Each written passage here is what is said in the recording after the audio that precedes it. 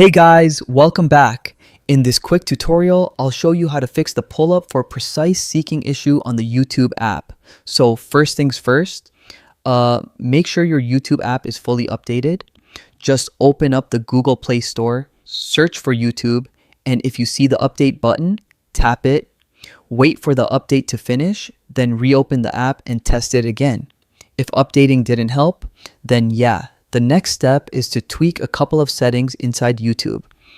Open the app, tap your profile picture in the bottom right, then hit the gear icon at the top right to open settings. From there, scroll down to video and audio preferences and then tap on accessibility.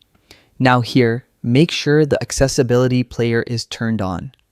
Then under hide player controls, choose the option after 3 seconds. And that's it. Once you've updated the app and changed those settings, the precise seeking issue should be gone.